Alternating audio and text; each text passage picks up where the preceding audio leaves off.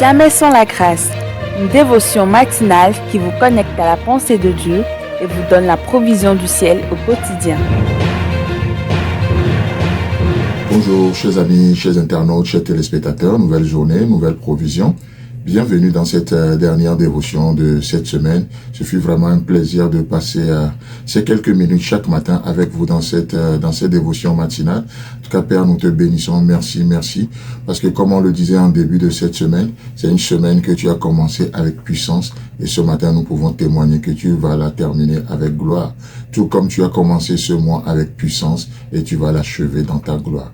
Béni sois-tu, Jésus. Amen. Alors, chers amis, chers internautes, nous revenons sur notre passage de Néhémie que nous méditons depuis un moment. Néhémie chapitre 4, le verset 4 et le verset 5, là où il est écrit.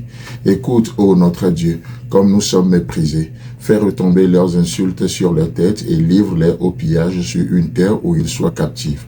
Ne pardonne pas leurs iniquités et que leurs péchés ne soient pas effacés de devant toi, car ils ont offensé ceux qui bâtissent. Amen. Ça fait un moment, c'est vrai que nous sommes sur ce passage tellement riche qui nous a amené à parler de la sagesse, à parler de la prière et de son implication dans nos vies. Et ce matin, un autre aspect que j'aimerais commencer avec vous et que nous allons continuer la semaine prochaine, Dieu voulant, c'est rentrer dans le contenu de ce passage. Vous savez, dans la Bible en général et en particulier dans les psaumes, nous trouvons des prières, des formes de prières qui sont dites ou qualifiées ou des prières dites imprécatoires. Des prières dites imprécatoires. Et c'est quoi la particularité de ces prières? Vous savez, ce sont des prières dans lesquelles nous voyons les auteurs de ces prières ou de ces psaumes en particulier demander à Dieu de s'en prendre à leurs ennemis. Ça peut, au premier point, ça peut paraître cruel, mais je vous assure que si les gens se sont permis de prier aussi de cette façon, bien sûr, nous allons voir que les choses ont évolué un peu plus sous la nouvelle alliance, mais l'auteur ou les auteurs qui demandaient à Dieu de s'en prendre à leurs ennemis, ils ne faisaient rien de mal. Pourquoi? Parce qu'au fait, c'est ce que la Bible demandait à cette époque. C'est ce que Dieu demandait d'ailleurs. Pourquoi? Et dans le psaume 37, le verset 5 par exemple, psaume 37, le verset 5, il est dit « Recommande ton sort à l'Éternel, mets en lui ta confiance et il agira. » Amen. Il est assez intéressant de voir que ces auteurs ne se vengent pas eux-mêmes. Cette façon de prier, d'aller dans la prière, de demander à Dieu de même de s'en prendre à leurs ennemis, même s'ils ne priaient pas pour leurs ennemis, mais priaient contre, nous voyons quand même qu'il y a cet aspect où les auteurs reconnaissent quand même la souveraineté de Dieu. Ils voient que eux, ils ne peuvent pas se venger, même s'ils ont la force ou parfois le moyen de le faire. Ce qui est spirituellement recommandable à l'époque, c'est d'exprimer sa confiance en l'Éternel en lui demandant d'agir, en lui demandant de nous faire justice. D'ailleurs, c'est ce que le psalmiste nous recommande dans le psaume qu'on vient de lire, n'est-ce pas? Recommande ton sort à l'Éternel. Mets en lui ta confiance et il agira. Et l'Éternel agira. Vous savez, tout comme les différents auteurs des psaumes, d'imprécation, Néhémie n'entreprend rien de lui-même.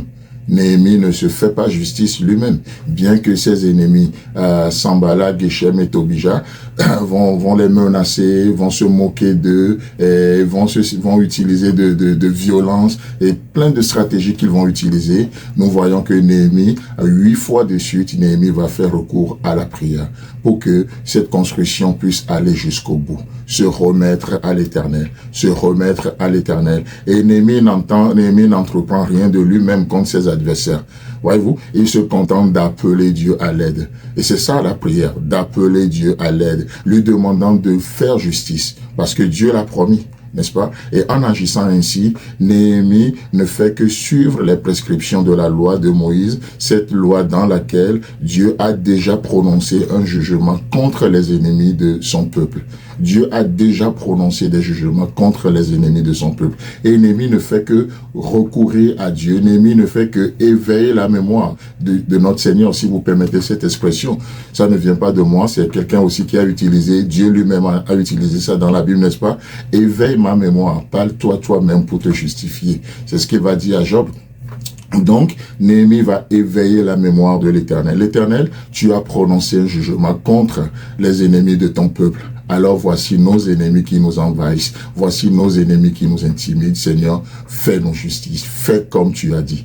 Voyez-vous, ça c'est juste le début. Dieu voulant, la semaine prochaine, nous allons rentrer plus en profondeur et vous allez trouver que c'est vraiment pertinent la parole de Dieu. Mais en attendant, nous vous souhaitons un agréable week-end et Dieu voulant, on se retrouve la semaine prochaine.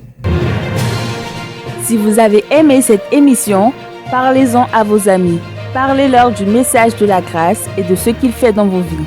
Pour un sujet de prière, une question ou pour devenir partenaire, contactez-nous au 00229 94 75 80 20. Que Dieu vous bénisse et à la prochaine. En attendant, pensez avec Dieu.